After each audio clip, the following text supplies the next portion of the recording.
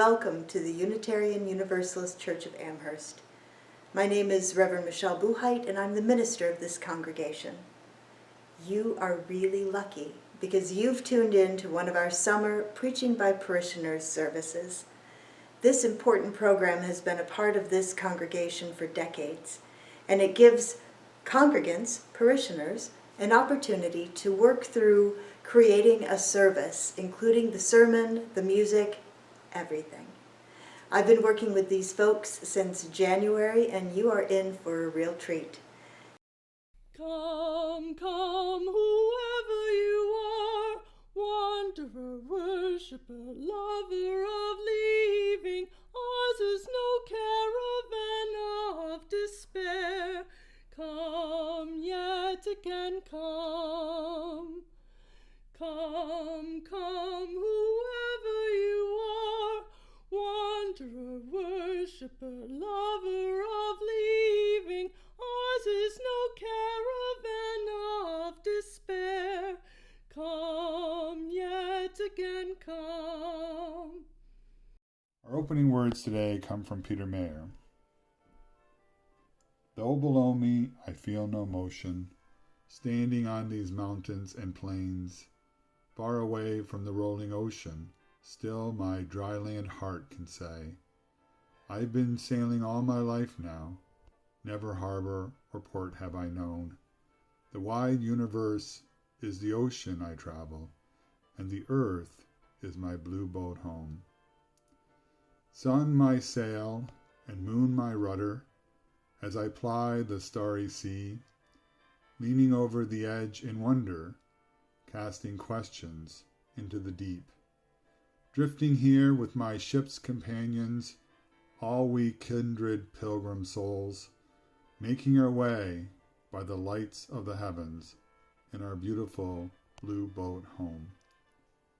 I give thanks to the waves upholding me, hail the great winds urging me on. Greet the infinite sea before me, sing the sky my sailor's song. I was born upon the fathoms, never harbor or port have I known. The wide universe is the ocean I travel, and the earth is my blue boat home.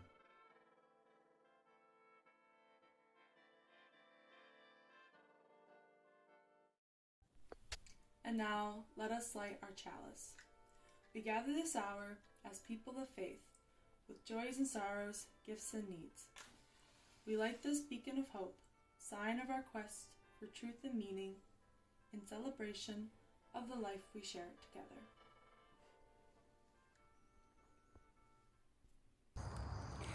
Today, I'd like to share a book with you. I Wander by Annika Harris, illustrated by John Rowe. Eva loves to look for the moon. It follows her from place to place, disappearing behind trees and mountain, then appearing again someplace new. Look, Mama, there it is. The moon looks so beautiful in the sky. How do you think it follows us, Eva? Eva thinks about it, but she just can't figure it out. It's okay to say, I don't know, says her mother. When we don't know something, we get to wonder about it. I wonder if the moon and the earth are friends, says Eva. Her mother smiles. I like that idea. But Mama, how does the moon really stay close to us? There's an invisible force called gravity that pulls all the things in the universe together, Eva's mother explains. Gravity keeps the moon close to the earth, and it keeps the planets close to the sun too. They circle around like this. Eva understands a little better, but then she starts to wonder, Mama, where does gravity come from? I don't know, Eva. Nobody really knows for sure. And when nobody knows the answer to something, it's called a mystery. Mystery is something for everyone to wonder about together. How fun! Eva imagines herself wondering about gravity together with all of the people in the world. Eva watches the moon disappear behind the clouds, excited to see where it will appear next. How many grains of sand are in the whole world, Mama? I wonder about that too. There are trillions and trillions of grains of sand, but nobody knows exactly how many. Eva tries to think about all the sand in the whole world. It feels so big that I can't fit it all in my imagination. It makes me feel dizzy, like I'm falling. I know what you mean, her mother agrees, and I'm sure other people feel that way too. Eva walks down another path looking for the moon, and a little orange butterfly appears. Then she notices there are butterflies everywhere. Mama, where did all these butterflies come from? These butterflies have been flying around for a few days, but they started out as little caterpillars, and those caterpillars came from eggs, and those eggs came from other butterflies. There are cycles all around us, with one thing ending and another beginning. Things are always changing. Can you think of other things that change? Clouds and frogs and me. Later, Eva wonders, Mama, what was here before all the butterflies, frogs, and clouds? Before everything? I don't know, says her mother. It's another mystery. I like trying to imagine what was here before the beginning of everything. What do you think was here? And Eva says, smiling, I don't know. She thinks about it for a long time, and then she has an idea. I wonder if there were feelings. As she walks home, Eva sees the moon again, glowing brightly above the roof of her house. Let's go inside and look for the moon through the window. We live with some pretty big mysteries. When we come upon one, we're given a little gift. Every mystery is something for all of us to wonder about together. What do you wonder about?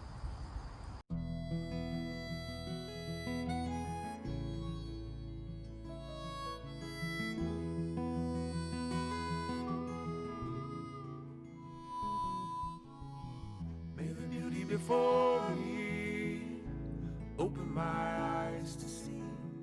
May the beauty above and below me set my soul free. May the beauty inside me wake me up to feel the beauty between you and me is real. And may I be complete within my open circle.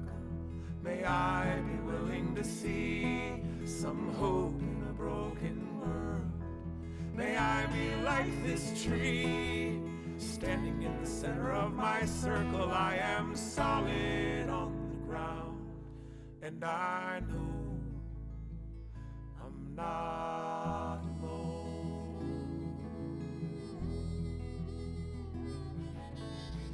May the beauty before me open my eyes to see. May the beauty above and below me set my soul free. May the beauty inside me wake me up to feel the beauty between you and me is be complete within my open circle. May I be willing to see some hope in a broken world. May I be like this tree, standing in the center of my circle. I am solid on the ground, and I know I'm not alone. I'm not.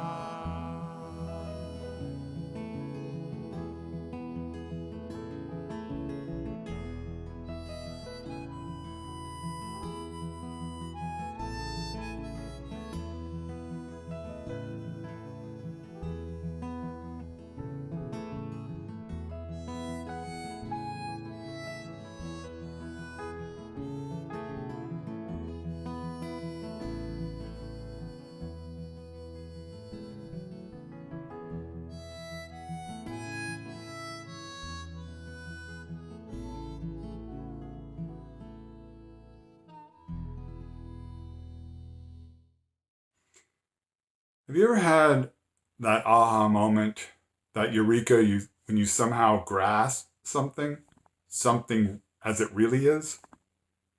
This happened to me one day with awe. It isn't as if I didn't think I knew what awe was. I was looking at the stars. It was seeing the Grand Canyon for the first time, or at least how I imagined it would be. I haven't seen the Grand Canyon yet, but you know what I mean. So I was attending my covenant group one night. Mine is the first Thursday of the month at Ivy Apelli's house. Anyway, we always go through a guided sharing experience and discussion of the theme of that month. And so it was in November 2019 when awe was the theme of the month. And part of the sharing experience is to talk for a few minutes on one of the prepared questions that spoke the most to us. And there was a question that just kind of stuck out at me, kind of jarred me, to be honest. Have you ever looked at your spouse in awe? It was one of those eureka moments. I realized I had, in fact, thought about how lucky I was that I met my wife, Hella, and how central she is to my whole life. But I had simply never thought of it that way. It set me back, rearranged the way I thought about the whole experience. It was like that camera zoom they do in Hitchcock films where it brings the character into stark relief. There was a kind of awe in that experience. It was a eureka moment. The concept of awe came into stark clarity for me. As I said, when we think of times we've experienced awe, we most often think of standing on a tall mountain or lying on our back looking at the starry sky. Awe is about the big, the massive, and we are small, even insignificant beside it. And that's important to note. There's always a fragility there, a vulnerability to the experience of awe. But this question of looking at your spouse in awe reminded me that sometimes we get those moments, those glimpses, often unexpected and unplanned, into the way things really are, not just how we have rationalized them or routinized them, paved them into an average everydayness. But rather we see, we comprehend what they actually mean to us, their true significance in their totality. We look at our spouse or our child or our good friend and see how important they have been to us and still are, how good they have made our lives, how lucky we are that they are there. It is as if somehow things have snapped into focus. It first floods us as an acknowledgement, turns into an appreciation, an acceptance, and then it transforms into gratitude.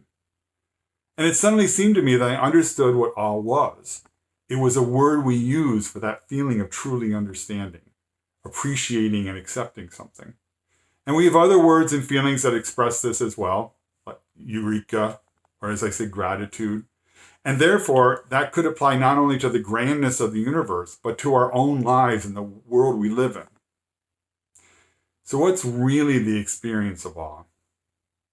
In the biblical sense, awe is a fearsome respect for the Lord our God, a kind of righteous terror.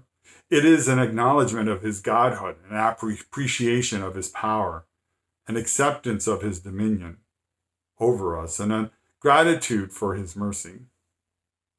Over the centuries, however, awe has come to have a more positive aspect, a feeling of amazement or wonder, often evoked by nature, and yet there is still that humbling power to it as well, a knowing that we are not sufficient. Even now we can imagine ourselves lying down in a field at night and losing ourselves in the stars as we try to comprehend their incredible distances, the vastness of their gravitational collections as we drift within this endless ocean on our blue boat home. It is amazing.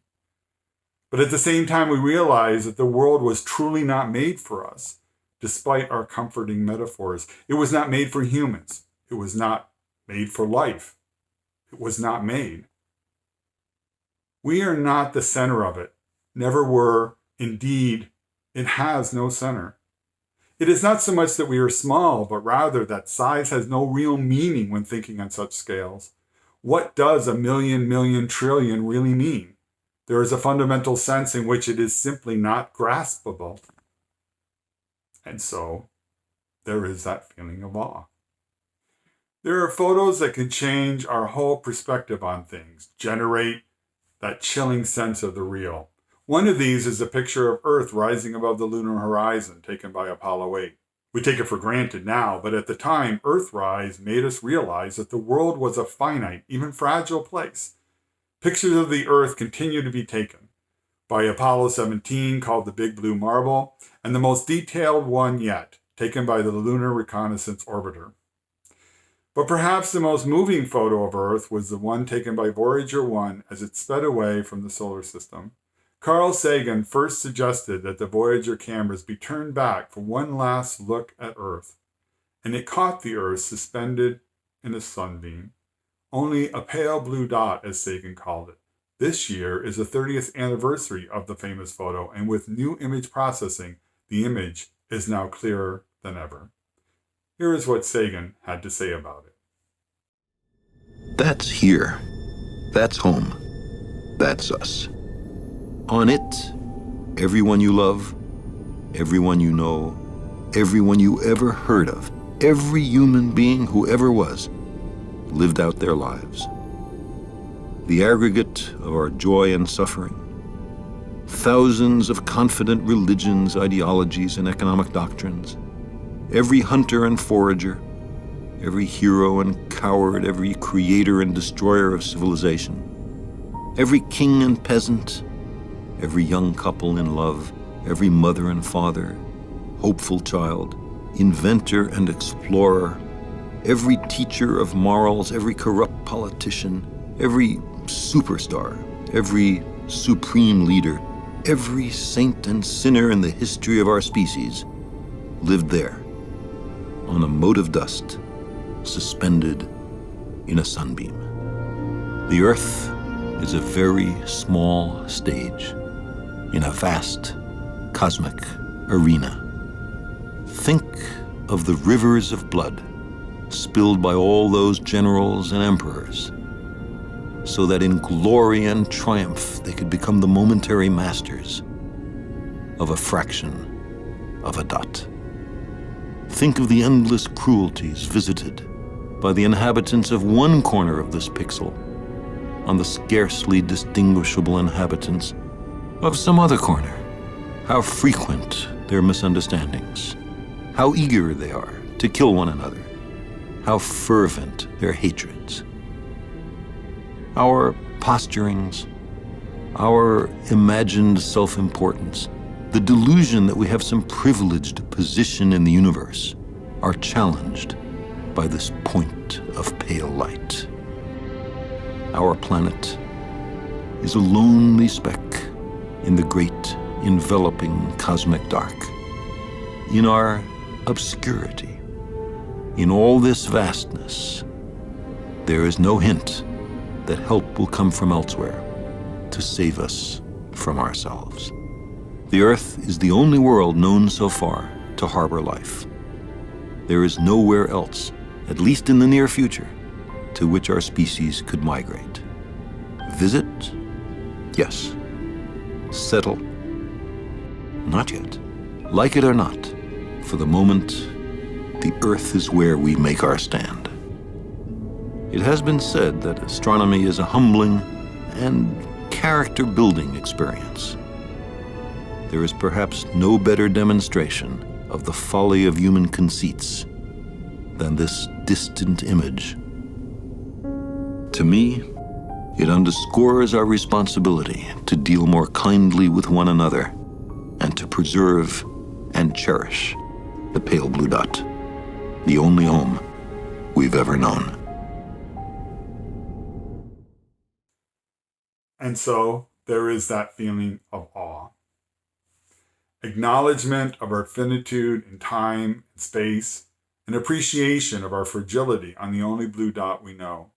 Acknowledgement of the light that takes tens or hundreds or thousands of millions of years to reach us, and the appreciation that we can even know from layers in the ground that an asteroid wiped out animals we call dinosaurs millions of years ago without a single soul to mourn their passing. And yet a deep gratitude that we are even here to realize that. But does awe only happen in fields at night? Can it happen at home in the full light of day? Have you ever looked up for your morning coffee and caught your partner unaware while they read a book, fold laundry, type on their computer, slowly move through their average every day, when the thought suddenly occurred to you that you have lived with them longer than you have lived with your own parents? Your parents who used to be your whole world, and you realize they haven't been that for a very long time. This person, without you fully realizing it, has become as important as your mother or your father. The sheer enormity of all those years of love, of concern, of worry and joy, interspersed with, yes, strife and reconciliation, comes into sharp relief. And suddenly there is that feeling of awe. They look up and ask you why you're staring at them. So yes, I have looked at my spouse in awe. And just as quickly you realize that you can never fully appreciate what all that means, this chosen pairing, this bonding of decades. You can only catch a glimpse of it for a moment on a crisp fall day, a Sunday morning, over your cup of joe before heading out to church. Why is that? Why can't we live in full realization, full of appreciation, gratitude, and awe all the time? Why must we exist in our average everydayness, an instrumental, sometimes even petty way of being? Well, first of all, we can't be realizing, appreciating, and gratituding all the time. We would simply never get anything done. And whatever else living is about, it's surely about getting things done. Hearth and home will not build and feed itself while we idly sit by, fully appreciating what is going on, but yet doing nothing. And second, while this feeling of awe can be wondrous, it can honestly be painful. There is always that sense of insufficiency and of finitude. We are not only doomed to die, but we are also prisoners of time.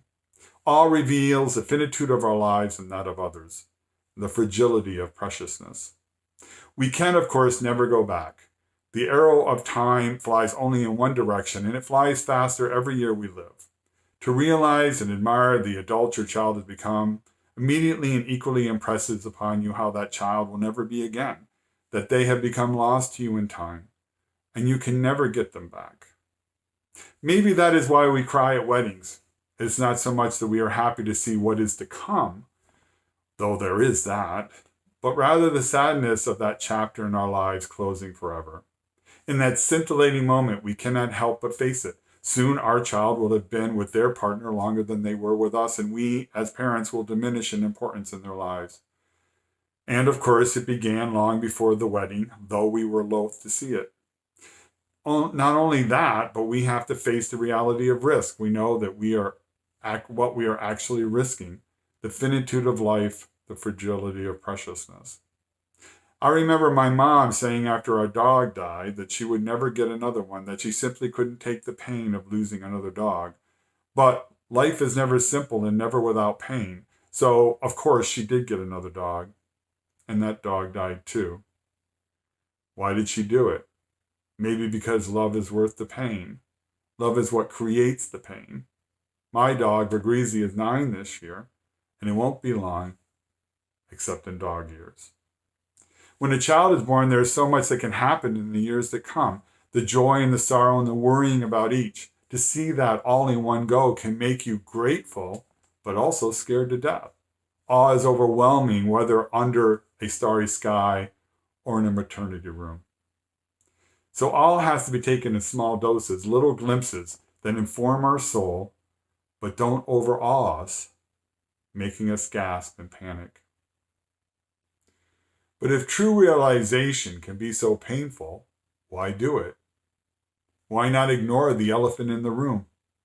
To that question, the one answer that comes to me is what Plato said more than 2,000 years ago. The unexamined life is not worth living. And why is that? Well, if you don't really know what life is about, what it means to you, then it is as if you are living life half asleep, dreaming. Plato compared it to people living in a cave and thinking that the shadow reflected from the outside was the real world. But it's not real, only a shadow play, and ignoring what is real can lead to rude awakenings and even more pain. I again remember my mom being devastated by death, and this time it was the passing of my grandmother, her mother. I am not sure what caused the division between my mother and my grandmother, but my mom had not seen her mom but maybe once in the preceding decade since she married. Maybe she thought that there was always enough time for reconciliation, even forgiveness, but that the disagreements were of real significance. They didn't seem that significant when the grandmother I hardly knew was suddenly dead from a heart attack. All my mother had left then was the emptiness of regret. Without some attempt to find the true measure of things, you can make bad decisions. I never had a good relationship with my dad growing up. I felt this was because he was too selfish and self-centered. But I had a choice when I became an adult. I could cut him off, or I could try to bridge that gap. It was one of those eureka moments. I learned from my mother's experience that I only had and would only ever have one father, and then I might regret cutting him off when he was gone. Instead, I would try to appreciate what he did do for me, rather than focusing on what he didn't do, how he felt short as a young father with a child, but instead how well he did as a man suffering from alcoholism and, as we later found out, untreated mental illness. And so there can be gratitude even in the midst of disappointment. But these eureka moments can be two-edged. I also had to acknowledge my own mother's self-centeredness and the permanent effects on our family. True appreciation of the infinitude, the real personhood of your parents, can be as hard as it can be uplifting. I am older than my father ever got to be, but I felt we at least did not have unfinished business. In the end, I realized the insignificance of most of our disagreements. Awe is a signal, a feeling of true appreciation, but at best, it is only what is true to you. It is not infallible, it's not even objective. When discussing starry nights with a friend, I realized that Greek of Plato's time would feel the same awe at those stars as I do, even though he thought they were placed there by the gods and constellations to mark the time and honor heroes. Awe is a true realization of only your subjective world. But that is how we should try to live our lives. Finding out what is truly important to us, the appreciation of what we have in our lives. And only in that way can we divine what will likely make us happy. We won't travel our lives half asleep and at cross purposes. And it is just as important to realize what we can't change, or at least what would be very hard to change. I am reminded of the Serenity Prayer and the adage that prayer doesn't change the world, it changes you. Wittgenstein, one of the most influential philosophers of the 20th century, called this way of looking at things sub specie eternitatis. That is, looking at things under the aspect of eternity. Of course, we can't really comprehend eternity any more than we can the actual distances to the stars. But we can certainly look forwards and backwards far enough in our own lives to come to a fair determination of the true place of things in our lives. And honestly, our lives are the only lives we'll ever have to live. As Wittgenstein put it, to view the world sub specie eternitatis is to view it as a whole. It is this that is mystical. In short, the effect must be that it becomes an altogether different world.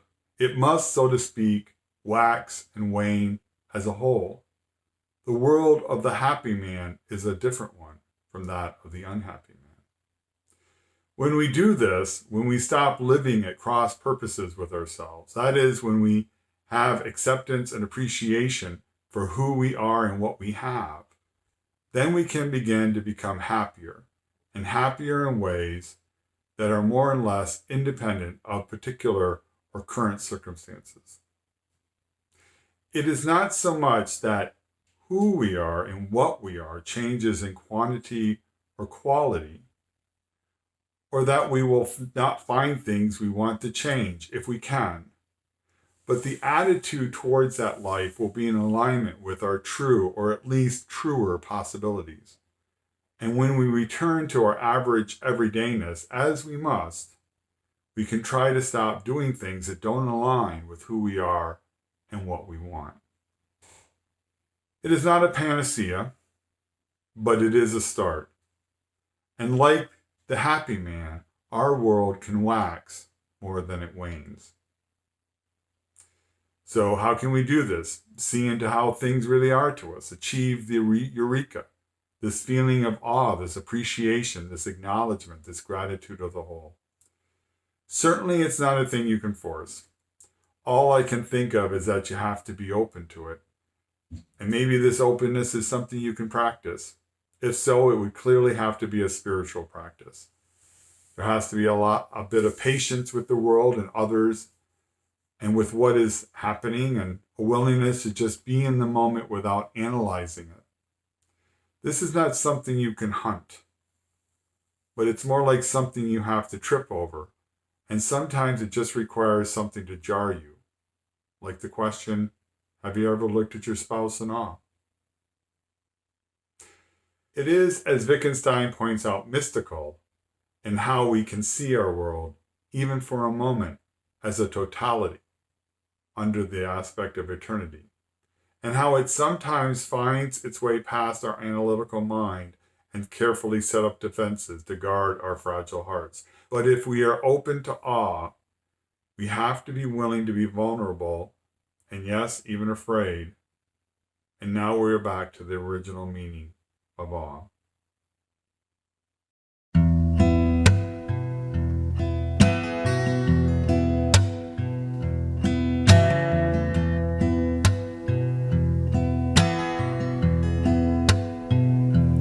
When I was a boy, each week on Sunday we would go to church and pay attention to the priest. He would read the holy word and consecrate the holy bread, and everyone would kneel and bow. Today the only difference is everything is holy now. Everything is holy now.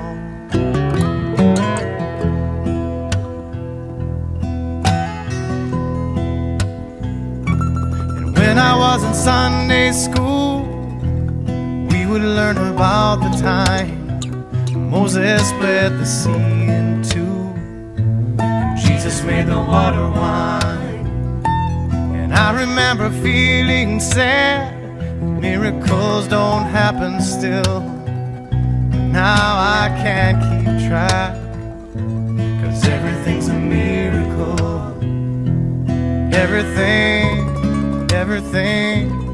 Everything's a miracle.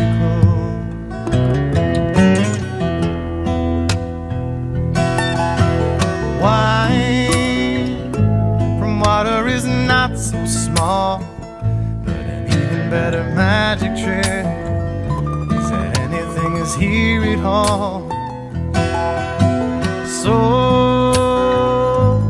challenging thing becomes not to look for miracles, but finding where there isn't one. When holy water was rare at best, it barely wet my fingertips, but now I have to hold my breath like I'm swimming in a sea of it. It used to be a world half there, heaven's second-rate hand-me-down, but I walk it with a reverent air, 'cause everything is holy now.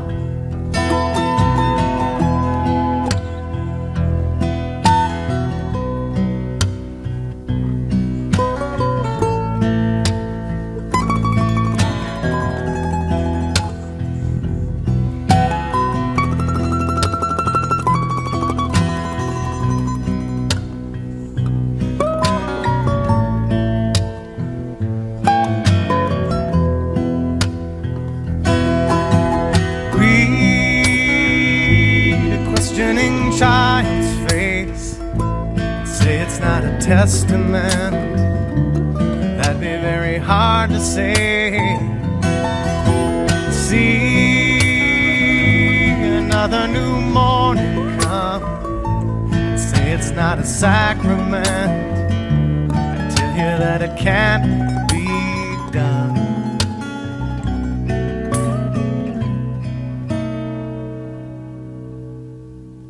This morning outside I stood, I saw a little red-winged bird shining like a burning bush and singing like a scripture verse.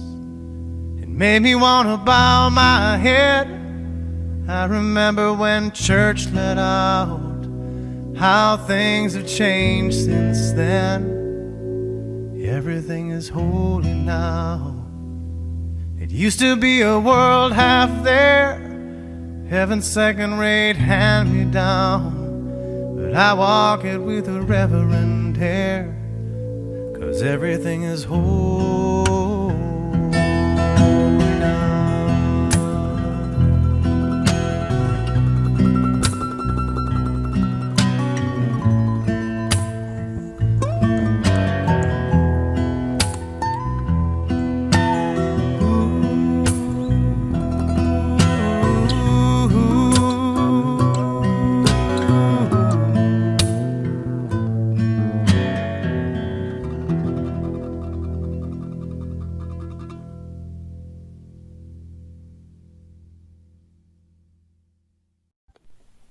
And now we will extinguish our chalice.